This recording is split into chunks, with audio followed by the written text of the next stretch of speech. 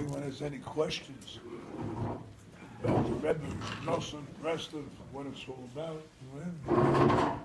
Want to ask a question before we start?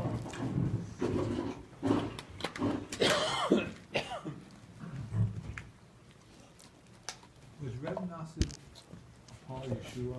Was he one like Rebbe Nachman who did Nisan? Rebbe Nachman called him Yehoshua. Mein Yehoshua, my Yehoshua. Like Moshe Rabbeinu had a Yehoshua, Rebbe Noson was to Rebbe Nachman like that Yehoshua. Like Moshe Mitoch oil, he never left Rebbe Nachman's tent, Rebbe Nachman's towering figure over him. He always stayed there.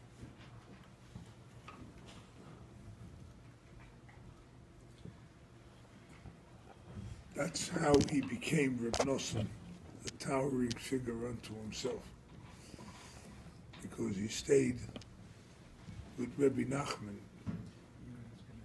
all the time. Actually, somebody asked me to ask you a question, just fact-checking, since you're the expert on Reb Noson. Wow. Is it true that Reb Noson was trying to be Mekarv himself to some other tzaddikim after the Rebbe passed away? That's what I heard. Specifically, maybe the Kotzke? I don't know. No, he met the Kotzke a few years before he passed away. Not the Kotzke, the Tzanza. The Tzanza, okay. He met him a few years before he passed away. But I heard that B'Shem Reb Gedalia Koenig, that first year after the Rebbe passed away, the Reb Noson was looking for the tzaddik. Who's the tzaddik now? And he went to various tzaddikim to see if they would be the tzaddik. It's not written in your name or not or something? It doesn't mention that? No. This is a very controversial, I won't say controversial, it's a very questionable. I could feel that it's right. I could feel, it's just, you feel it's right or not. Noson looks for the tzaddik. Because Reb Noson, the Rebbe, in lesson 61, the Rebbe speaks about there are people who are great tzaddikim and they don't have faith in themselves. And I can imagine Reb Noson not feeling that he could take over the helm of what the Rebbe started. So I could see Reb Noson, or I could understand that Reb Noson would shy away from taking over the mantle of leadership of what Breslov Hasidus is all about. In Yemei Maranat, he does write that I was there, and it was about a year after the Rebbe passed away, and I realized that it depends on me. That's what Reb Noson writes in Yemei Maranat. That he went to others, I heard it B'Shem Reb Gedalia Koenig, and I could imagine it happening. I can't say for sure it happened. Right? I haven't heard it or seen anything about it. I've seen it written somewhere. In the book Fire and Water, you read it? Yes. That's where you saw it. That was the first time that ever found print.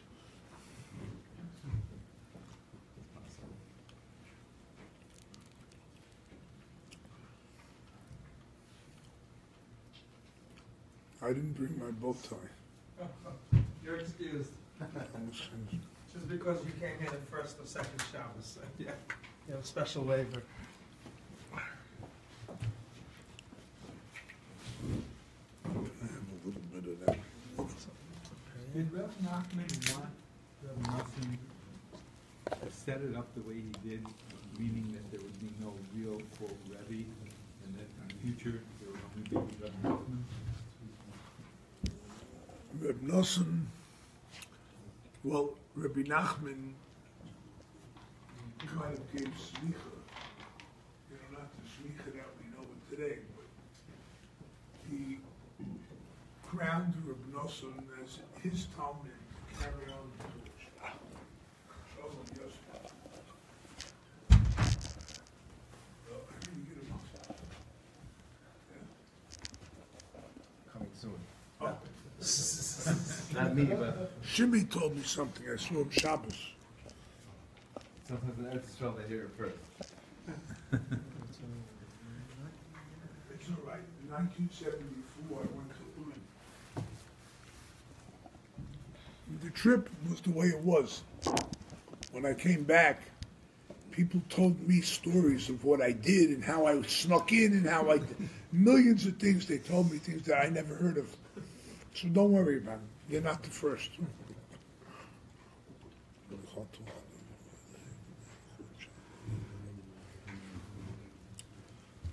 Reb Noson was imbued with a knowledge and understanding of Rabbeinu Zal, Rabbi Nachman, more so than anyone else. And his understanding of Rabbi Nachman is what made him remain a student and not become a Rebbe after him. In the Chaim Aran, there's a small sikha, short sikha, I shouldn't say small, short sikha, where Rabbeinu Zal talks about the Baal Shem Tov, and he said the Baal Shem Tov started something, but it petered out. The other tzaddikim, his Talmidim, told us, the Maggid of Mizrich, others, they started something, but it petered out. Right?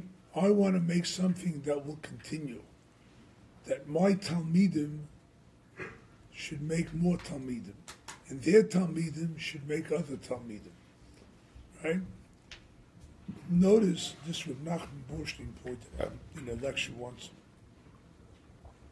He said, notice that the Rebbe said Talmidim, not Rebbe. Whereas what happened in all the other Hasidus, that there became, well, we need a Rebbe, that you become the Rebbe, that you become the new guy. No. Reb Noson, he writes this in the Kutei Halacha, Zichur Shluchim. He writes about how the tzaddik, the main thing about the tzaddik is his Torah, and how his Torah lasts. The Torah is alive by you. It's Rashi in this week's parsha. It shows you the greatness of Reb Noson, but the tzaddik gave over his Torah. As long as you accept the Torah of the tzaddik and you follow through with the Torah of the tzaddik, then you feel the tzaddik as still being alive. He's never dead. Look at the Lubavitch. Right? Well, they're the only ones I know who followed, Breslov. I would say, the Breslov pattern.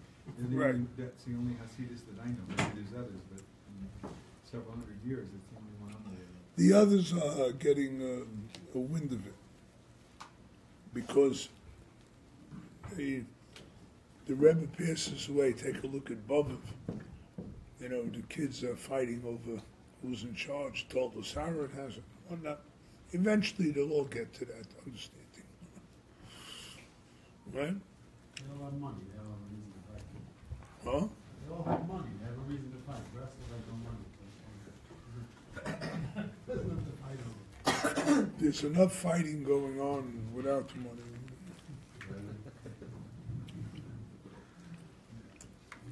But is this what Reb Nachman wanted, a pattern? Is this what he desired? I can't tell you. I never met him in the flesh Well, I mean, to ask him if this in is his what he writings, wanted or not. Do we have any indication of that in his writings? Or not really? No, not that I know of. So it sounds like this is unique to Reb Nachman's personality, what happened. The You way- would need a Noson personality, yes. Yes. We'll talk about it now. Okay. Shalom. It's good. It's a good way to start the evening, okay?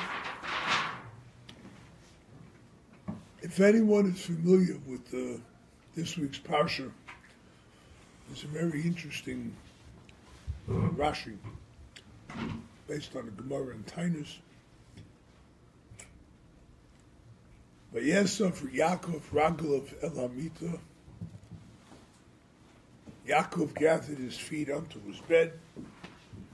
Vayigva, and he passed on. Vayeyosef Elamav.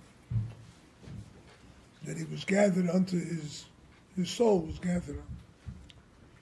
And Rashi points out, it's the Gemara and Tainus, that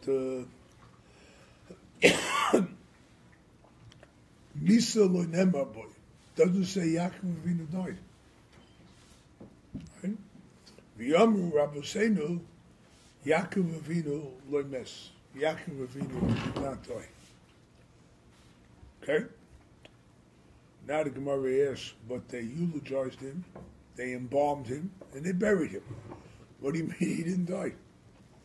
Right? The Gemara says, I think it was Rav Nachman bar Yitzchak, he says, Lo, mikra ani darish. This is what the Gemara says. I'm quoting you from a pasuk. The pasuk says, right, I'm going to gather in Yaakov, right, and Bnei Yisrael. Says, Mahem b'chayim, af Yaakov b'chayim. That's what the Gemara says. I'm not doing it from seichel, from understanding. I'm doing it, pasuk says, Yaakov's children are alive, Yaakov is still alive. That's what the Gemara says.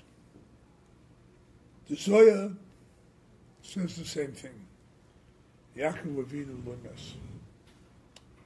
Then the Zoya says, not only just Yaakov Avinu, but all the tzaddikim, they don't die. So the Zoya right away asks, so Zoya at the end of Parshas Truma, Vayomos Sham Moshe, Eved Hashem. What do you mean? Yeah, Moshe Rabbeinu didn't die. It says he died, right? What does it mean?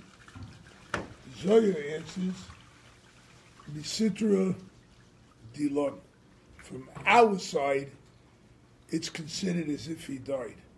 From his side, there's no death. Okay? This is what it says about the tzaddik. So, is Rabbi Nachman alive today? He was Torah.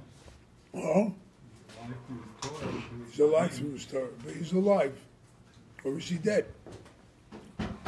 Right? More alive now than when he was there. Huh?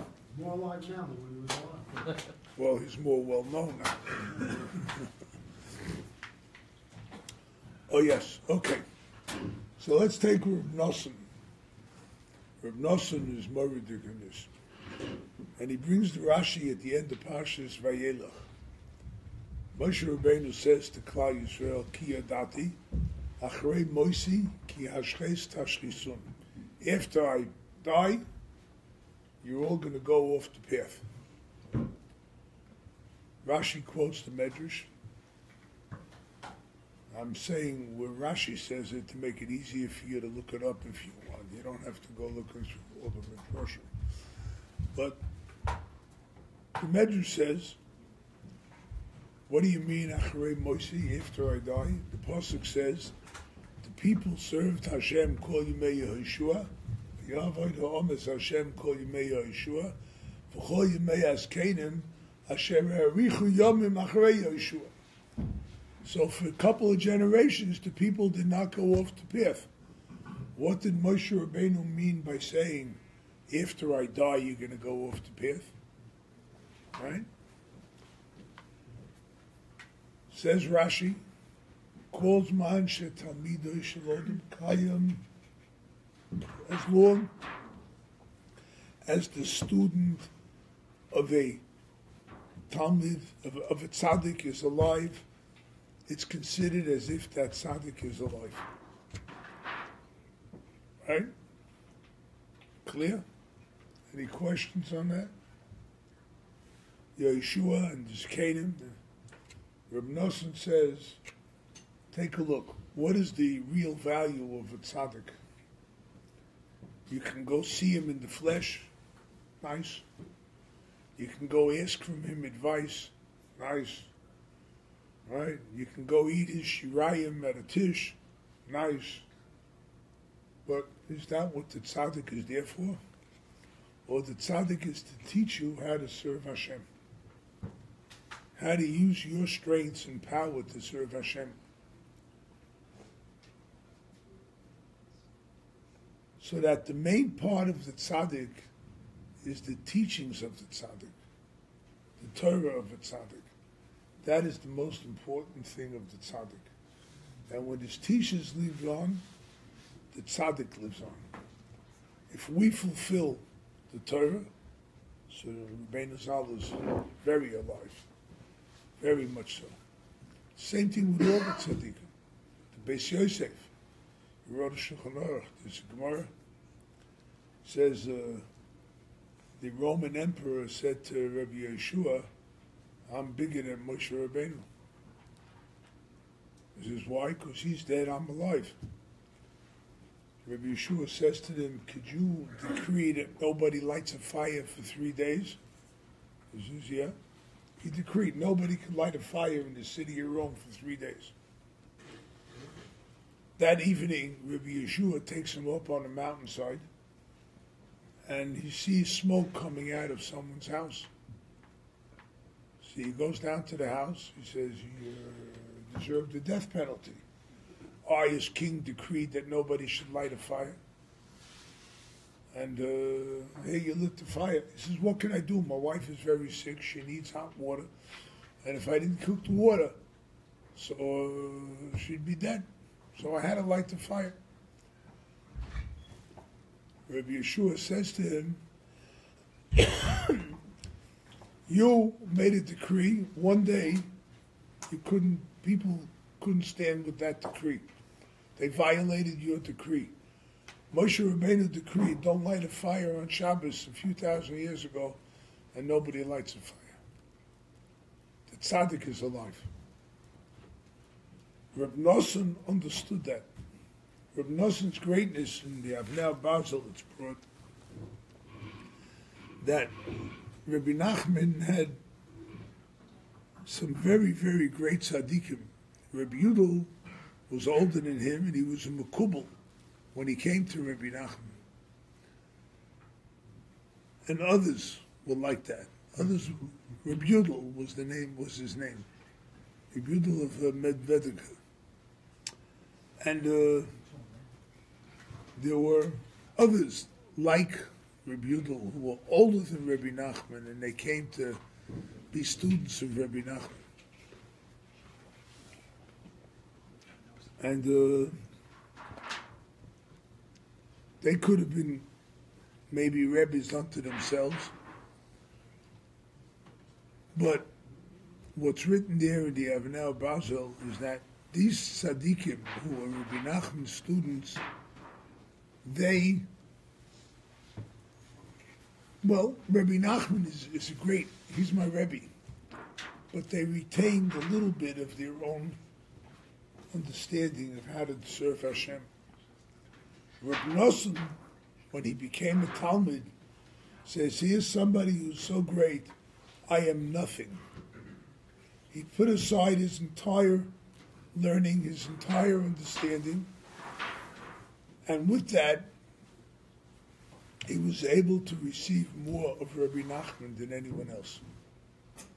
Rabbi Noson, when he came to Rabbi Nachman, knew entire Shas, Shulchan Aruch, Russian. He knew it all. He was 22. He knew it all. But he put all his understanding aside. What Rabbi Nachman gives me, now I have a little das. Now he gives me a little more, now I have a little bit more das. Everything is based on Rabbi Nachman. And that's how Reb Noson was able to pull out the teachings of the Rebbe and how he was able to make Breslov Hasidus today. What we have today in Breslov Hasidus is all due to Reb Noson. Are there any questions on this? Any other questions on Reb Noson?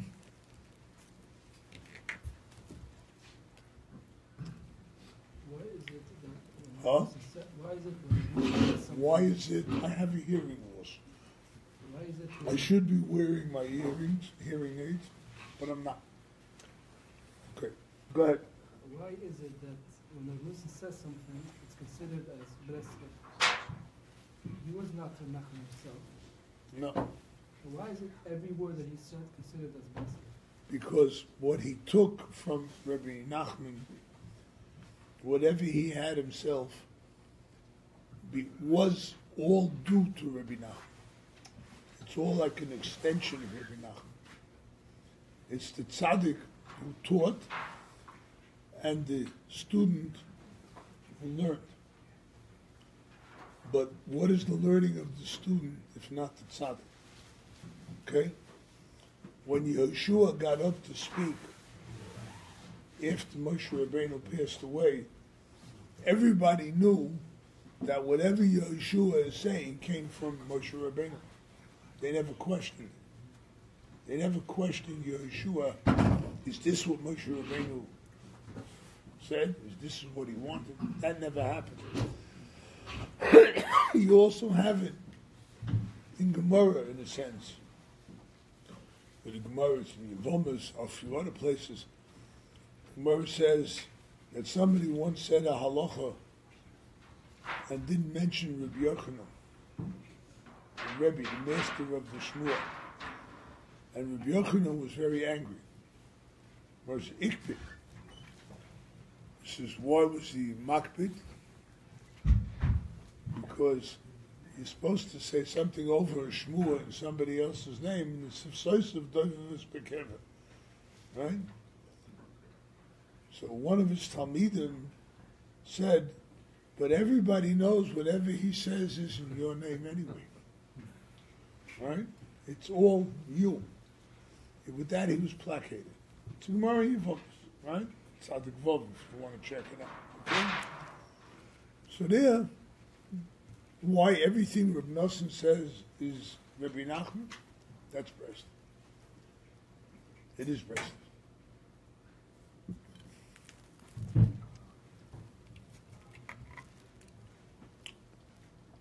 You're always challenging me, Yossi. To be a challenge.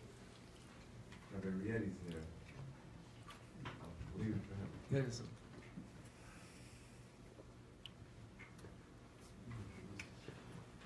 How far along is the translation of the Kudi Halakot? Not very far, but Baruch Hashem, we found a template that we could work with. We had maybe 12 to 15 trials of how it would work. We finally found a way that the Likutei Halachos can come out. So we have a couple of pieces translated already, but it's really the beginning. There's going to still be trial and error, but we hope by the summer we'll have a volume. We hope so. We hope so. If anyone wants to support it, it's even better. How far along is the Hebrew translation of the English Likutei Moharan? The Hebrew translation, no, we're almost finished with the first part, the Likutei Moharan, the whole Chelek Aleph. You're up to Volume test. So there'll be We're more up to volume test. What happened is the fellow who was doing the major work of it lived in Amona. Amona is a village in the Yehuda and Shomron, which the government decided it belongs to the Arabs.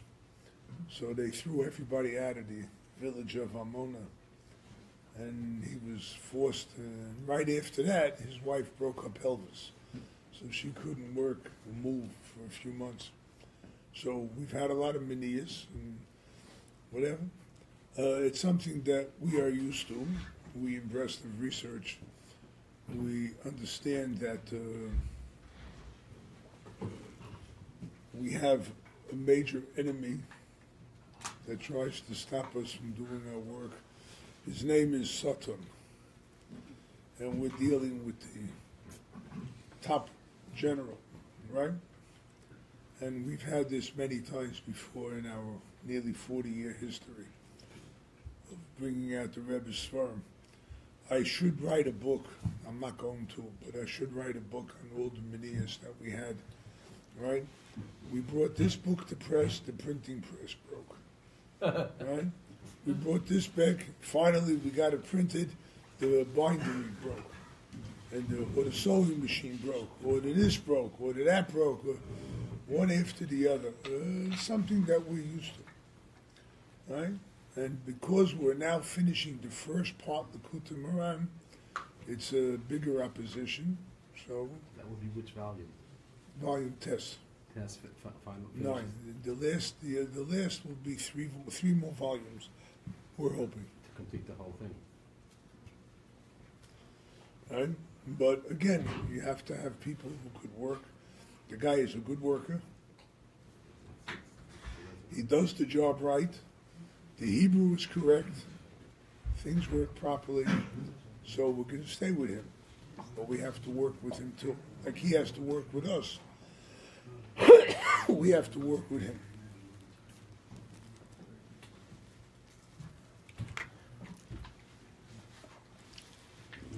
So, ask. Shalom Aleichem.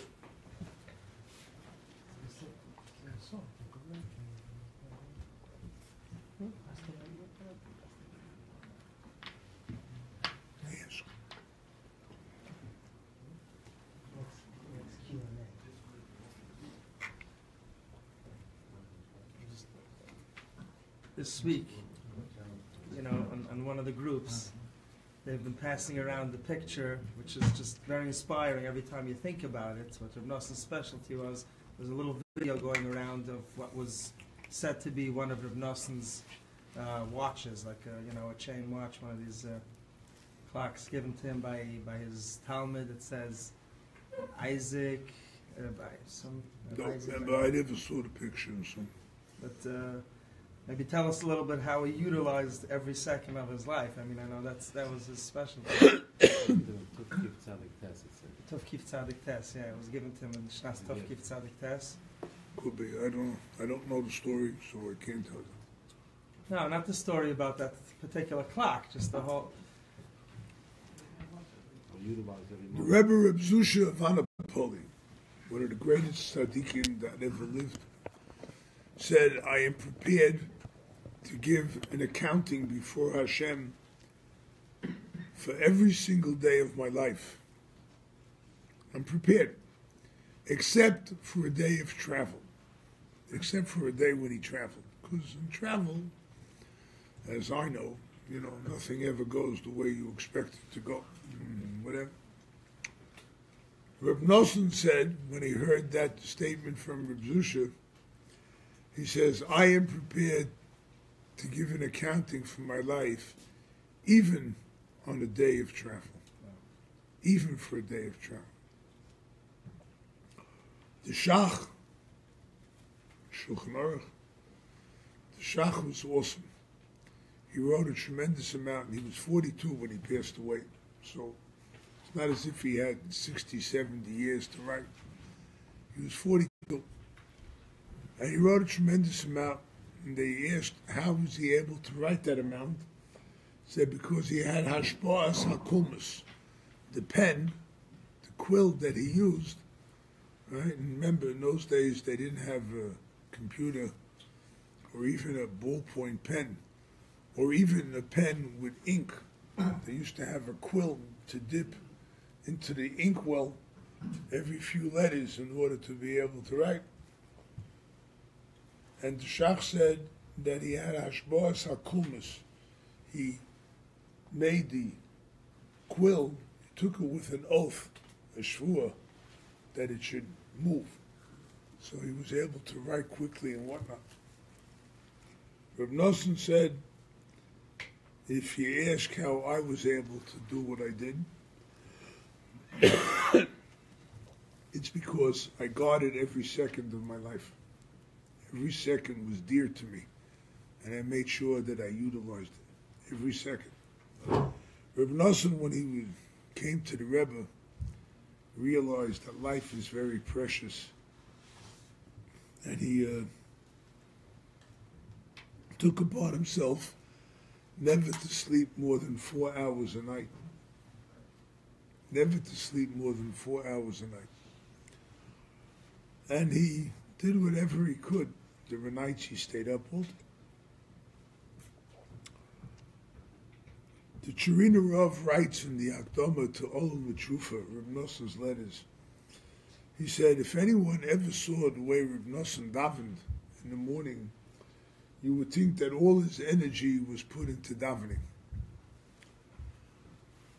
But if you ever looked at him during the day when he said Tillim, you would think that all Reb Noson did was spend his energy and time in saying Tillim. But if you ever saw Reb Noson sitting and learning, you would think that all Reb Noson did was sit and learn. But if you ever saw Reb Noson writing letters to his Talmidim and his son, Reb Yitzchok, you would think that all Reb Noson did was stand and sit and write the whole day. If you ever saw Reb Noson composing his tefillas or writing his chidushim, you would think that's all he ever did. And if you ever saw Reb Noson speaking to people, giving them his chaskas and his service and how to come close to Hashem, you would think that's how he spent all his time. So now we just listed, I think, 18 things that Reb Noson did that you would think that every one of them, he spent all his time on that. And he did every one of those things every single day. The Rebbe told him you should be mechadesh dvar Torah every single day. And he said it was difficult. There were times that it flowed. There were times that I had to squeeze it out of my tiny pinky. I had to squeeze out a chiddush. But I squeezed it. I got it. The man was awesome. He writes that every second that you lose is lost. You ever hear of the expression killing time? Did you? You got some time to kill? Did you ever hear that? Right? Whose life are you killing, if not your own? You're killing time. It's your life. Reb Noson was careful not to lose a second. Everything he did was with dvekis to Hashem. Right? Hashem is infinite. Hashem could provide those infinite koiches for you to be able to utilize every second of your day. Who created time? Hashem. It's a Gemara and Chagiga. The 24-hour days that we know were created the first day of creation. It's Gemara says.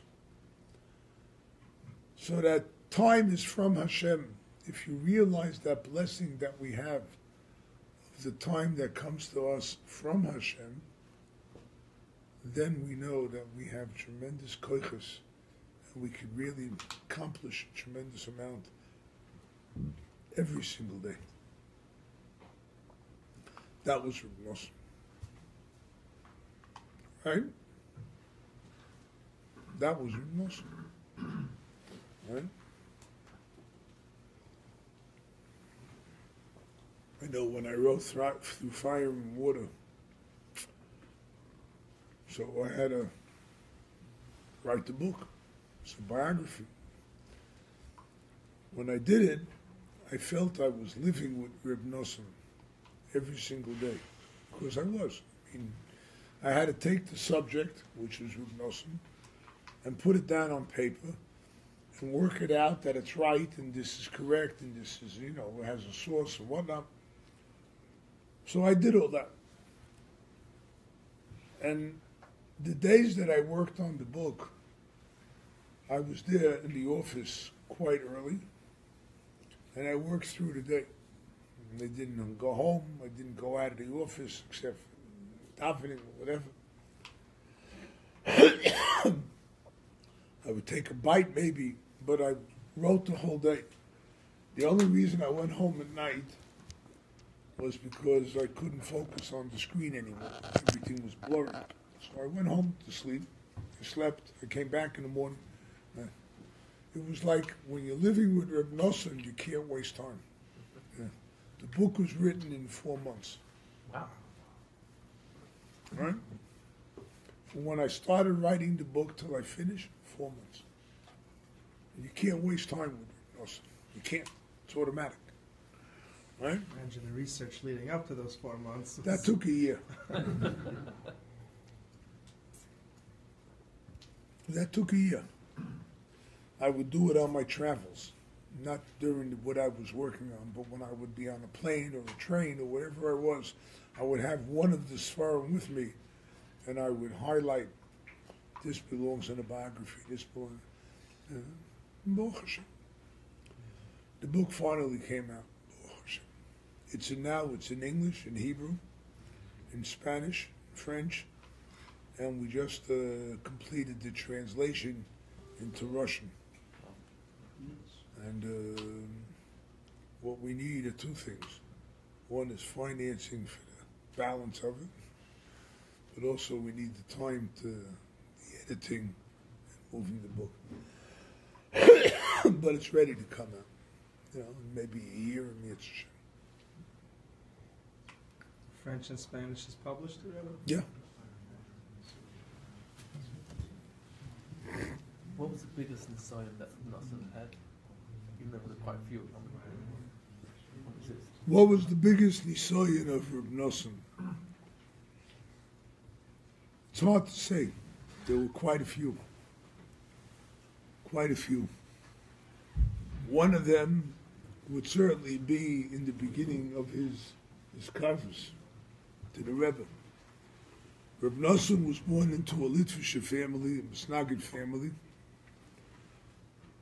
When he got married at the age of 13, his father-in-law was Reb David Tzvi Auerbach, who was considered one of the greatest poskim of that generation, a tremendous goy. He was also a Misnagid. And Reb Noson felt he's missing something in life.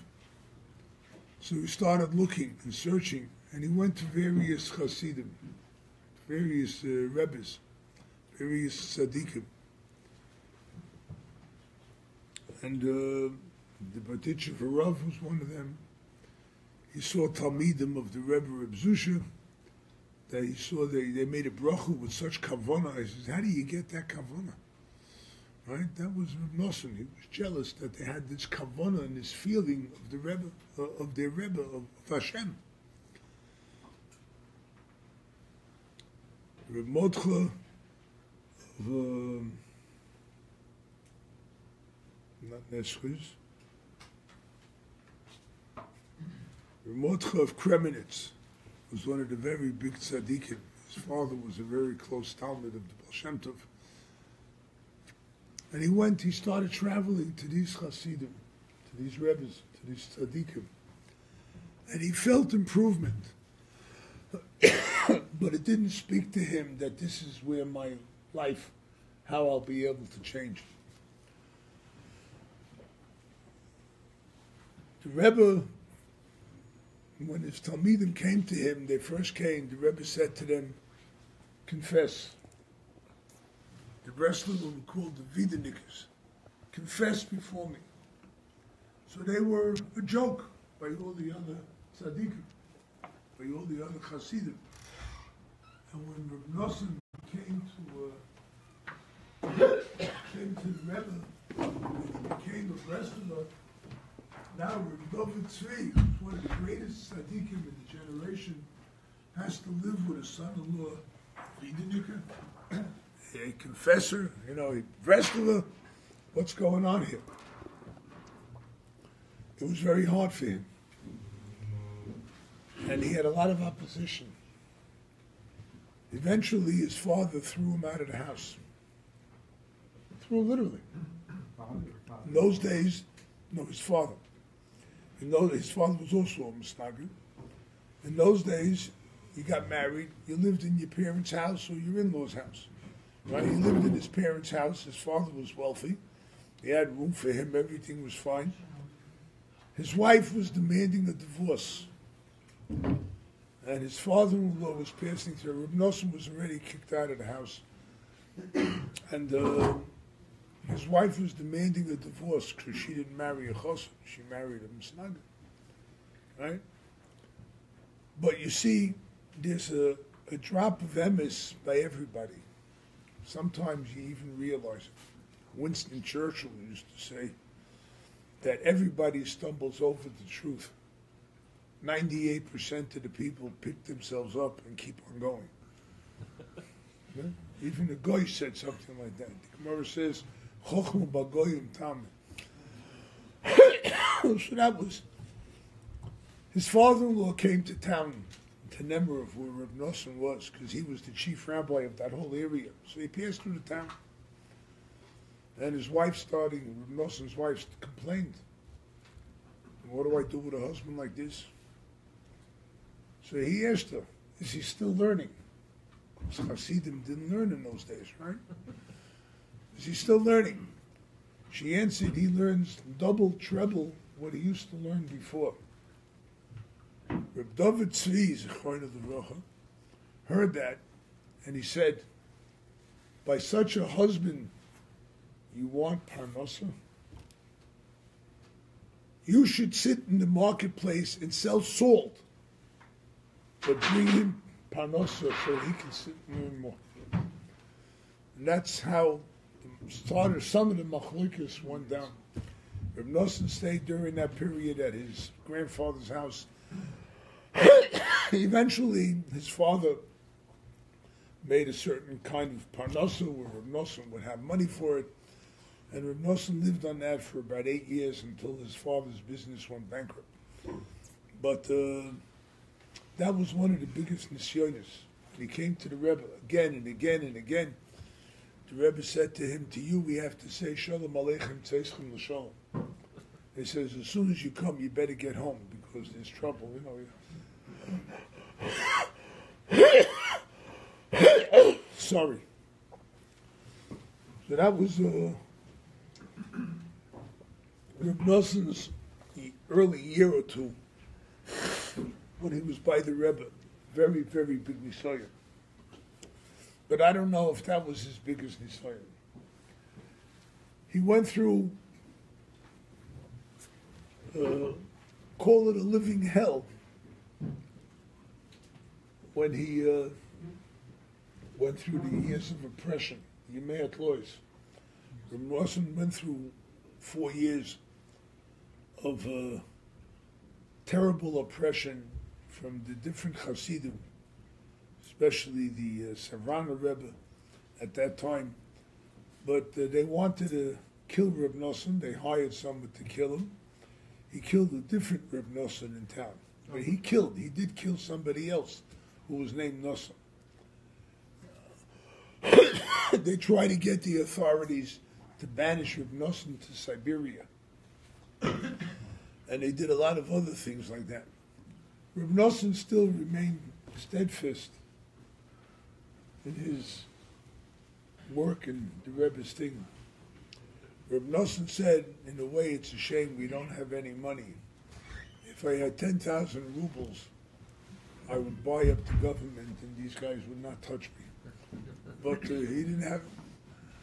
But they went against Reb Noson. They tried to bury him. They tried to kill him. They tried to banish him. And Reb Noson said, my only eitzah is tefillah, is to pray to Hashem for Yeshua. God forbid that I should be the Roidev and not the Nirdov. Nirdov, the Medrash in Emor, Parshas Emor says, there's a pasuk in Koheles, Elokim Yivakesh es Nirdov. Hashem seeks the one who is pursued. So the Gemara, the Medrash there says, I can understand if a Russia pursues a tzaddik. I can understand if a Russia pursues a Russia. But what if a tzaddik pursues a Russia? What if the tzaddik pursues a tzaddik? He says, understand, says the Medrash, that Elikim Yivakesh es Nirdav. Hashem always seeks the one who is pursued. The Medrash there is talking about why Shor or Kesef or Eiz ki Voled. What animals are accepted on the Mizbeach? An ox, a sheep, or a goat. Not a predator, a wolf, a mountain lion, or whatever, a bear, or anything like that. Only a nirdaf, somebody who was pursued. And that is what Reb Noson said, I will remain. He had somebody, he knew the maskilim, the Enlightenment. The heads of the Enlightenment in Russia were very friendly with Reb Noson. They met the Rebbe when the Rebbe was still alive, and they remained very strong friends with Reb Noson. And they said to Reb Noson, if you want, give us the word, and in 24 hours you won't have any opposition. And Reb Noson said, God forbid that I should be the Roidef and not the Nirdaf. And that was probably, I would think, the biggest nisayon that Reb Noson had. I don't know for sure. I hope I'll get the chance to ask him. But that's the way I'd have to analyze it. He had other problems, other difficulties, but I don't know if they stood out as much as that. Question? Is the choice? Noson have current. Noson, whenever the Rebbe says something, he got more das. Yes. This Well, is we mentioned earlier. Yeah. We need a very healthy. We need to be a very healthy nefesh to be in control, to understand when we got their own das and when we receive das. Everybody can do that. Could everybody do it? I doubt it. But you have to understand, Reb Noson was a genius. You see it from his writings, right? To be such a genius and yet give up what you think is right in order to follow what somebody else is telling you is right is a very different story. You have to have a tremendous amount of self-confidence that you believe that what you're doing is right, even though it's not you. It's somebody else. But it's something that's ma'asim b'chol yom. We get up in the morning and we say Moida Ani and we start davening. Where did that come from? Is that what you want? Or is that what you learned from others? This is how you're supposed to conduct yourself. Right? It's that same kind of mentality that you take and you use for your own life. That I heard this, I understand this is right, and I do it. Right? You give up what you would like to. I mean, most of the world, they get up in the morning, they'll maybe take a shower, maybe not. They'll wash their face, they'll brush their teeth, and they'll go sit down by breakfast to eat ham and eggs or whatever it is. That's most of the world, right? A Yid is not that way, which Reb Noson points out in one of his halachas. Patience is built into the Yiddish neshama. You got to get up in the morning, you got to put on talis and tefillin, you got to daven. Some people learn a little bit before that. You want to go eat. Finally, I mean, you're up for a couple hours, you want to eat. First you got to wash your hands, then you got to sit down and make a motzi, and then you can first eat. Right? There's a certain kind of direction that's put into us from child-wise that we grow up with, that we should be able to come and recognize Hashem in whatever it is that we're doing. Right? Reb Noson was bright enough, brilliant enough to be able to understand he heard these certain things from Rabbi Nachman. This man has what to tell me, to what to do. And therefore I'm willing to put aside everything, every preconceived notion that I may have in order to be able to grow in Avodas Hashem. Right? It means everybody have it to a certain point and you can build it up. You can build it up, yeah. The Rebbe said, I want to make from you tzaddikim like me. If you didn't have it, you couldn't make tzaddikim like him. So everybody has it. But you have to be able to know how to build it, how to receive it. Can I ask you a question? We have these preconceived, we grow up this way. I mean, this is our lives. Now, 150 years ago, a kid went to Cheder, right? The parents brought the kid to Cheder in the day. He sat and learned with the Rebbe, and he came home. Today, that's not enough. It's not enough. Today we have to have report cards, right? Where did that come in? In the old days, a Rebbe taught the kids, and if you didn't understand it, he taught you again and again until you understood it. Today, it doesn't matter if you go to school, you don't have to know everything. So you won't get 100, you get an 85. So what? You're an 85 student, right? Don't you know what destroyed or what is destroying the school system today? Right? You're not allowed to be yourself. You have to fit into a preconceived notion of what it means to be a student in yeshiva. Right? You don't have to know everything. You don't have to know what the Rebbe taught today.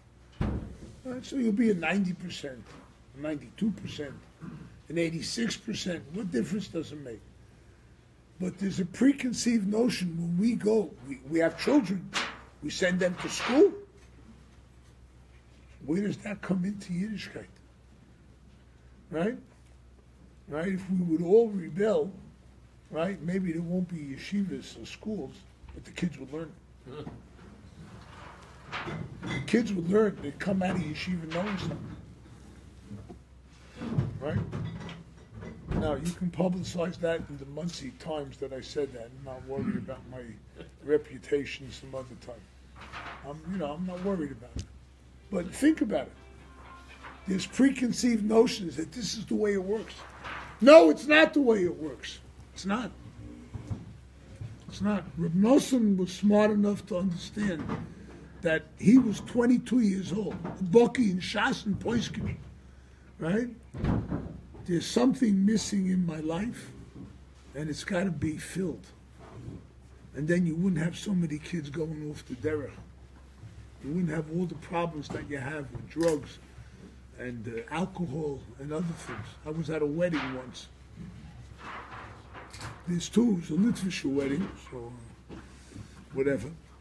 But there were two boys there sitting opposite me at the table. And there's a bottle of Johnny Walker or whatever it was, I don't know, Shivas Regal, which I never touched the stuff, right? Baruch Hashem, I had a good Rebbe when I was a kid. But I never touched the stuff. I have good parents too. But these kids, one was 14, one was 16, and they're polishing off a bottle of liquor.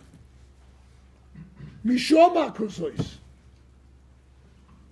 Mira ka'ela. Where did you see that? It's a preconceived notion that when you go to a wedding, you're allowed to drink. Right? Okay. Chazal talk against that, right? They talk against drinking. Right? So there you go. Reb Noson said once, he said, there's a minute today, in his time, that a guy sleeps with a bottle of schnapps under his pillow. He wakes up and Mashiach is not here yet, he drinks again. Right? Reb Noson didn't hold from that minute. Reb Noson held you sleep with a tillum under your pillow, maybe, or something else like that. But not that you sleep with a bottle of whiskey. But what do you have so many kids drinking today? Right? Does that belong in the Yiddish culture? No. No? What was the good? We just had Hanukkah. Did you ever think about it? There was exile, Golos Bovel. They went to Babylon. Golos Persia, Paras and Modai. We are now in Golos Edom, right? We're spread around the whole world. What was the Golos Yovan? What was the Golos Yovan? The Jews were in Eretz Yisrael. Where's the exile? Right? Where's the exile? Golos, the Rebbe says, is not that we're spread out among the nations because Hashem is everywhere. Right? The Golos is when you incorporate Goyish mentality into your thinking, like a report card, or like other things like that. There are certain standards that we live by, right? Shidduchim, what goes on with Shidduchim? Someone told me recently, I just heard this recently, you have to have a resume. Did you hear of these things? A resume? You give it over to Rebbeinu Shalom, you check out the family. Are they good or not good? A resume. You went to school here. You got this one. Rebbeinu Shalom, what happened to Klal Yisrael? I understand there's a shidduch crisis here in the States. Is it true? Yeah? I know we have it in Eretz Yisrael, so shouldn't be too much different here. Rebbeinu Shalom, this is what Yiddishkeit is all about. Do you eat the bottom here for the top here for the chicken? Right? Do you use a white tablecloth on Shabbos? Right? Anyway, all the different things, the Goyish mentality that has creeped into Klal Yisrael is what Golos Yovan is all about. 2 days ago, we had Cheshvan. The Gemara says, Talmai, the Egyptian king, was geyser on 70 tzaddikim, the Shivim Zakanim. They should each go into a separate room, no communication. Remember, there were no cell phones or faxes or anything, right? Each one sitting in a separate room, translate the entire Torah into Greek. When it was translated, the Gemara says it was such a terrible tragedy that Choshech descended upon the world for 3 days. Okay? Gemara, right? Okay.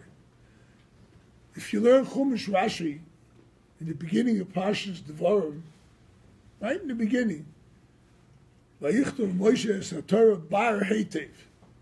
What is bar heitev? Rashi says b'shivim lashon. The Torah was already translated into Greek. So what's the big deal that Talmai ordered it to be done into Greek? He took 70 Zakanim, he separated it. The Ruach HaKodesh that our Chazal had was so great that there were certain parts that they had to change, because Talmai would have destroyed the Torah otherwise. But they had to change it, but they changed it, each one changed it the exact same way. Right? 70 Zakanim sat in different rooms, and each one was masig that in order to translate this, that he doesn't destroy the Torah, has to be done in this way. Okay? By the way, just somebody once told me, that's not a big miracle. 70 Zakanim, the Ruach HaKodesh. He says, if you would have put them all in the same room, and they came out with the same translation, that would be a mess. But okay. The point is that when you're dealing, what was the big tragedy? Moshe Rabbeinu already translated the Torah to Greek. Right? The tragedy was that it was forced into Klal Yisrael by the Goy.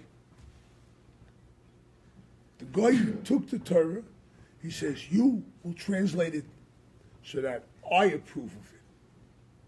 That was the tragedy. It's when we accept the Goyish mentality and we incorporate it into Yiddishkeit, then we have all the troubles we have. That's what Rabbeinu Zal said, that the Golis that we're in today is a Golis, it's a state of mind. It's a state of mind. If you're with Hashem 24/7, Reb Noson was with Hashem 24/7.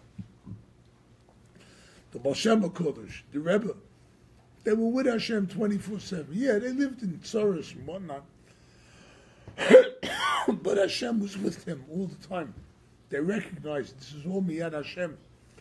Reb Noson was very strict about Mנחem Tolchina, especially that anything that the Goyish government decreed against the Jews, he said it's all because of a gzeira from Shemayim. It's got nothing to do with the Tsar and all that. He's just a tool. He's just like a stick. Hoy Ashur Shevet Api, Yeshaya Hanavi says. The main thing is that we have to take Yiddishkeit and look at Yiddishkeit the way it's supposed to be. That's what Reb Noson felt from the Rebbe. This is what the message of Hashem is all about. And therefore, he became Reb Noson. He was able to take anything the Rebbe said and give you an entire Torah. Kutei Moran is 1 volume. Kutei Halachos is 8 volumes. Where did it come from? And it's all the Rebbe. You look in the halacha, Reb Noson goes back and forth, and he comes out with incredible chidushim, right? But he always goes back to the Rebbe. And that's how he was able to do what he did. Okay? You described before, he had certain discernments, he had certain challenges, and the way he internalized everything. He took what Mנחem said and he internalized it and he grew it up. In today's generation, which has all these problems with the female, people don't give a damn. Today you hear of a Torah, you hear of a challenge. I don't know, a house burned down in Flatbush last week, 3 kids, a mother died, everything. Oh, never, it's terrible, it's terrible. We're going for sushi tonight. People don't care anymore. How do you? Sushi, I don't either. For me, it's a steak. But how do you take what they did then and bring it into today? True, we have these problems today. Everybody, we took on the report cards, and every kid has to fit into a mold, and so now we're living in a. There was a tzaddik who passed away a little over 200 years ago. His name was Rabbi Nachman of Breslov. He tried then, and he's trying now, to give us tools how to overcome that. When a tragedy like that happens, there's something we have to do, right? A few years ago, there was something happened in Toronto. I forgot what it was. But one of the people there said to me the same thing you're saying now. What happens then? So we had a Yom Tefillah, and everybody came, and everybody said Tillim, and they all walked home. Right? Where's the Yisroirus? Where's the arousal to Hashem? That's what Rabbeinu Zal wanted, and that's what Reb Noson did in the Kutei Halachos and the Kutei Tfilis. Right?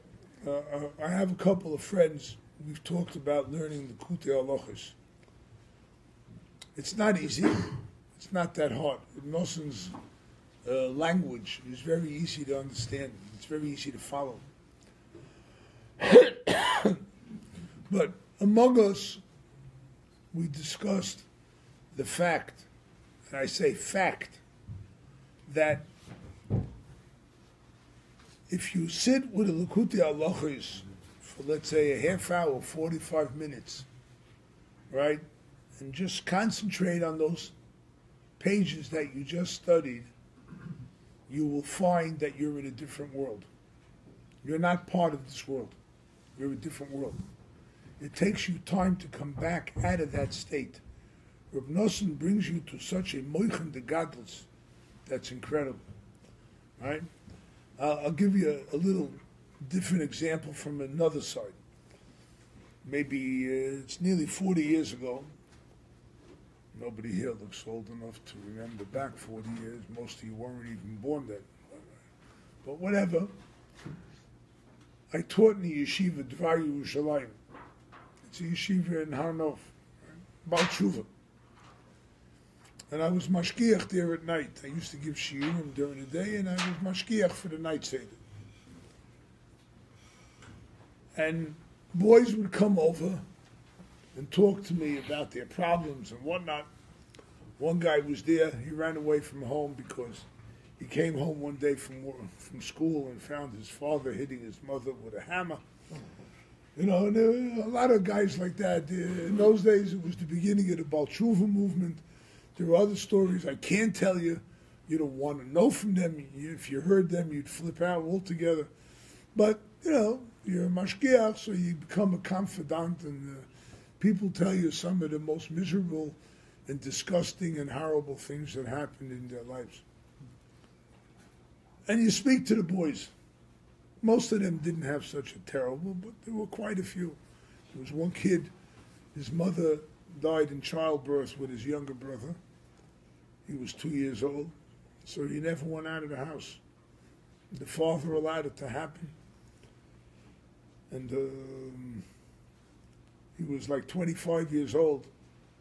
He was then first, his father sent him to Israel. He should go to psychologists and whatnot. Whatever. I mean, horrible stories, what happened to people. So you can only talk to the boys so much. You can only explain to them so much.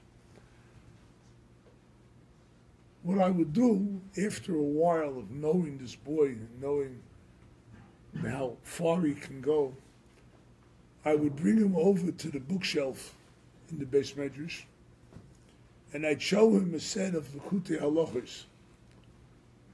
And I would say, here, 8 volumes from Reb Noson of Breslov. Pick any volume you want. Okay, they choose any volume. Then I tell them, now open up to any page you want. Not that I'm doing anything. You do. You pick out the page that you want. They pick out the page. I said, now point to any paragraph you want. They point to a paragraph. I said, okay, let's go sit down and study it. We would sit down and study that paragraph. And then I would look at the kid and I would tell him, tell me if that paragraph wasn't written for you or not. Doesn't that paragraph cover all the things that you were just talking to me about before? Do you hear that? You understand what's in the page of Likutei Halachos?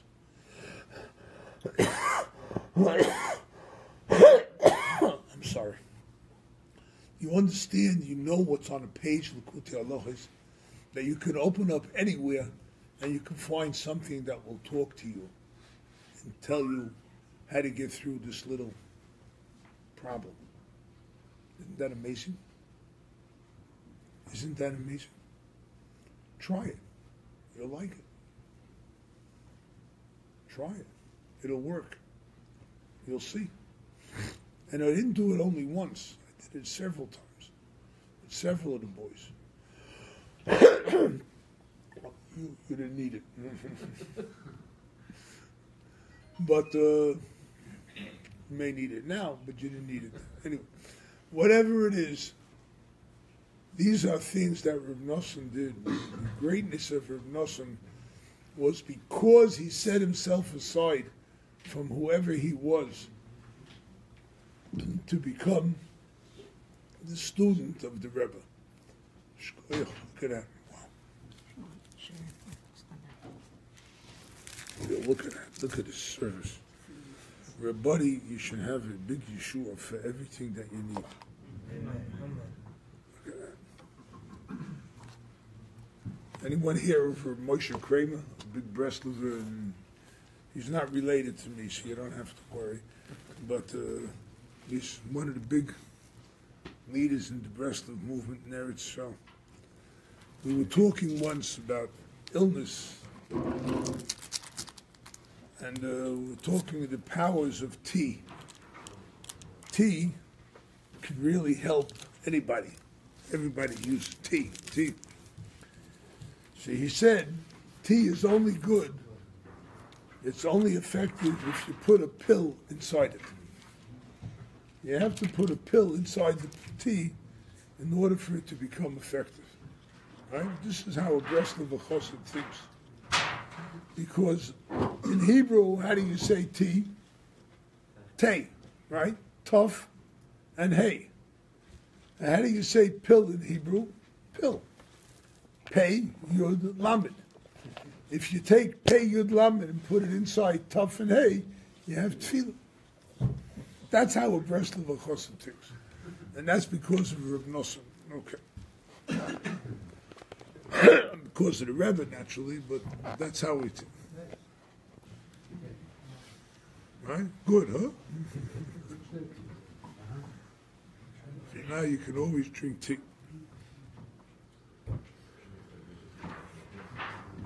Any questions? Huh? Did he say anything on coffee? No. Well, kaveh is called kaveh el Hashem. Right. It's automatic.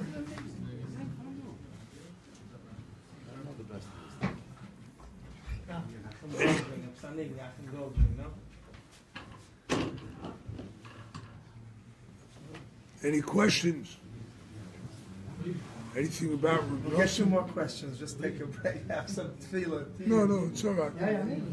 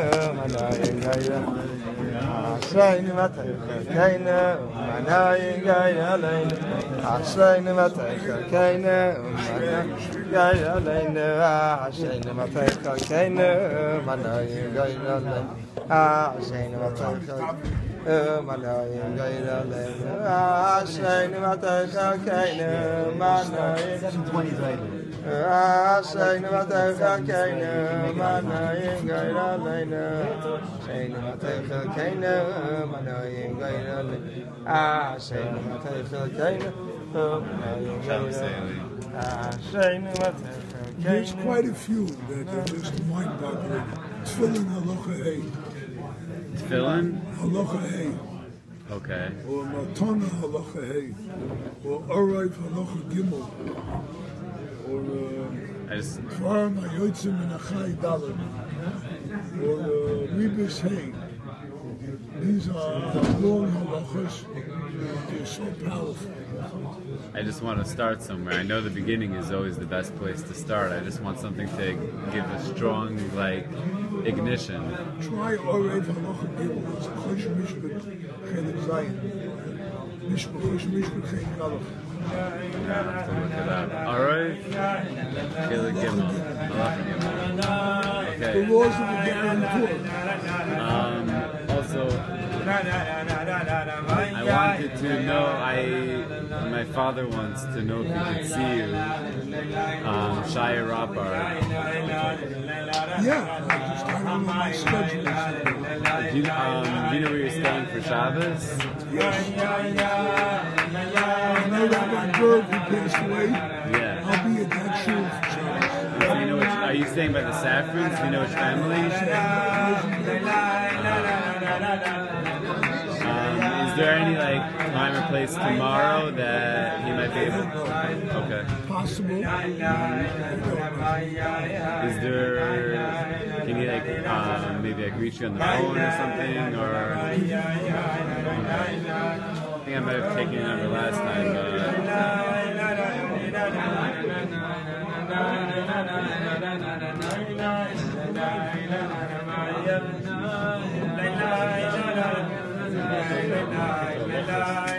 But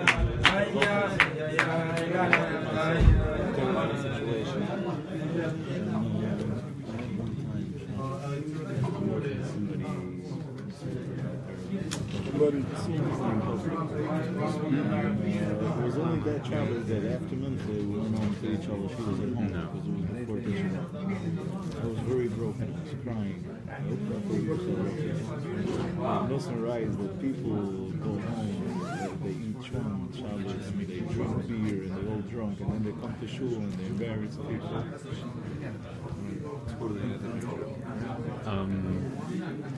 Can I take your number? 914. Yeah.